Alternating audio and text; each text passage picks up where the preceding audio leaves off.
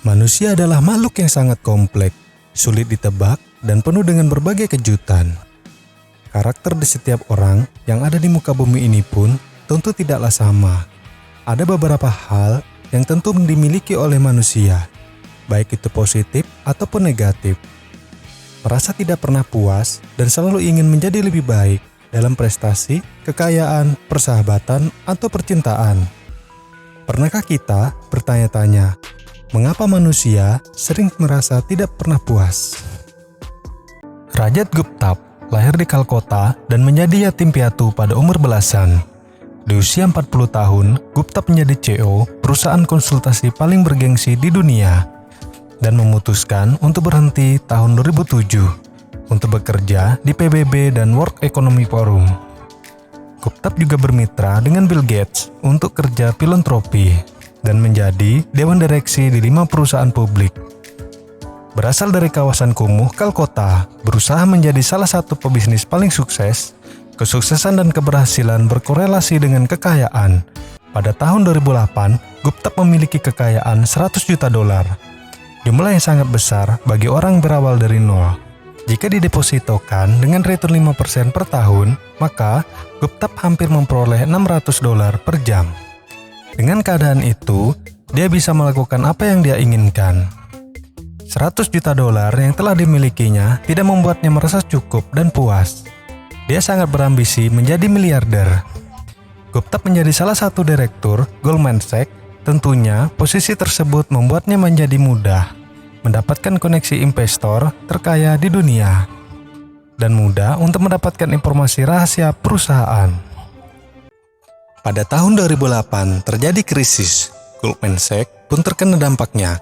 Warren Buffett berencana membelinya dengan nilai transaksi $5 miliar untuk membantunya bertahan dari krisis keuangan yang terjadi. Sebagai anggota dewan, tentunya Gupta mengetahui transaksi akan terjadi sebelum publik mengetahuinya. Kesepakatan itu akan disampaikan ke publik setelah penutupan pasar saham pada hari yang sama. Tapi, setelah 16 detik mengetahui melalui konferensi telepon pribadi, Gupta kemudian menelpon manajer reksadana, dan manajer itu membeli 175.000 lembar sahamnya. Kemudian, untung $1 juta dengan mudah. Dan tindakan ini merupakan tindak kejahatan insider trading yang sangat dilarang di Amerika Serikat. Gupta dan manajer reksadana tersebut sama-sama dihukum penjara. Gupta berkata, "Saya telah kehilangan reputasi yang telah saya bangun seumur hidup. Vonis ini sangat menghancurkan saya." Mungkin bagi kebanyakan orang, mencapai 1 miliar pertama itu merupakan sebuah impian. Mengapa orang yang sudah memiliki uang ratusan miliar masih merasa kurang? Menginginkan lebih banyak sampai berani mengambil risiko yang sangat besar. Tindak kejahatan kadang dilandaskan oleh kesulitan ekonomi. Gupta memiliki semuanya, kekayaan, prestis, kekuasaan, kebebasan, tapi dibuang semua karena ingin lebih. Mereka hanya tidak tahu kapan harus merasa cukup. Tak ada alasan untuk mempertaruhkan sesuatu yang Anda miliki dan butuhkan demi apa yang tak Anda miliki dan tak Anda butuhkan. Dalam peristiwa ini sangat jelas, mereka mencari uang yang mereka tak miliki dan butuhkan. Mereka sudah sangat kaya. Jika kamu mempertaruhkan sesuatu yang sangat penting untuk sesuatu yang tidak penting, bagi kamu itu sangat tidak masuk akal dan hal ini biasanya diabaikan. Jika kita ingin terus menjaga agar pendapatan dan uang kita itu selalu berada untuk hal-hal yang masuk akal dan tentunya untuk sesuatu yang dibutuhkan dan bukan hal-hal yang malah membuat kita semakin berambisi, keinginan yang sebenarnya tidak penting dan tidak dibutuhkan di dalam hidup kita.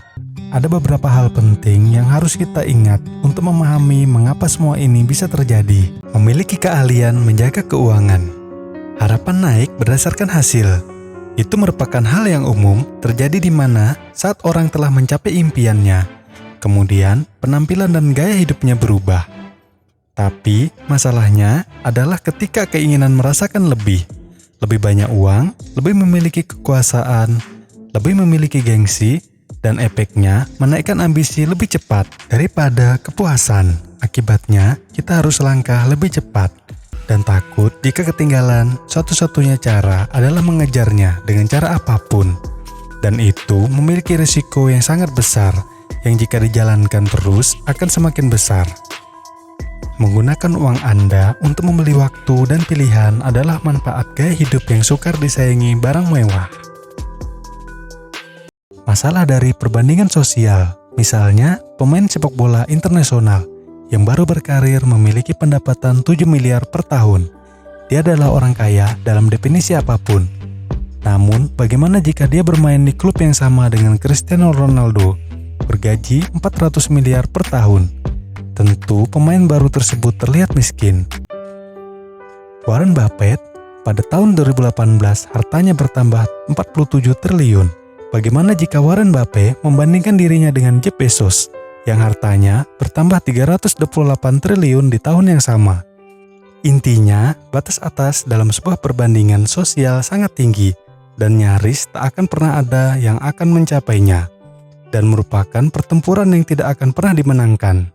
Jadi satu-satunya cara untuk memenangkan adalah tidak pernah bertempur sejak awal, menerima bahwa apa yang diperoleh saat ini merupakan hasil yang sesuai dari kerja keras dan kemampuan yang kita miliki. Meskipun itu mungkin lebih sedikit dari orang-orang yang ada di sekeliling kita, dan itulah cara terbaik untuk mengimbangi kesuksesan dan kekayaan mereka.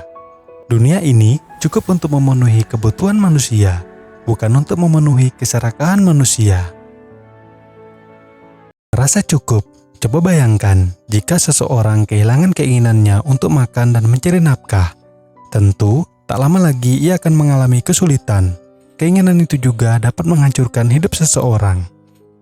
Jika selalu memiliki keinginan yang tak pernah puas, dan hal itu akan membawa kepada penyesalan. Kita banyak belajar dari kehidupan sehari-hari. Misalnya, saat kita melihat makanan terlihat lezat, dan ingin memakan segalanya yang tersedia. Ketika kita memakannya dan terpaksa berhenti karena sangat kenyang seakan ingin muntah, tentu hal itu sangat menyakitkan. Kenikmatan dari makanan itu telah hilang berganti dengan penyesalan. Banyak orang yang berusaha keras mengejar segalanya, tapi pada akhirnya terpaksa berhenti karena banyak hal. Bisa kelelahan fisik, penyakit muncul akibat kurang istirahat, atau mengambil risiko yang sangat besar, dan jatuh menjadi bangkrut akibat memakai cara-cara yang tidak benar karena merasa tiap rupiah layak untuk terus dikejar. Ketidakmampuan menolak potensi mengejar uang pada akhirnya akan merepotkan Anda. Setelah Gupta Bebas berkata, jangan terikat pada apapun, terutama reputasi dan prestasi. Urusan ini dengan tidak adil menghancurkan segalanya. Sangat menyusahkan saya jika saya terikat pada reputasi. Cara terbaik Anda menjaga hal itu adalah mengetahui kapan waktu berhenti mengambil risiko yang bisa mengancam semuanya.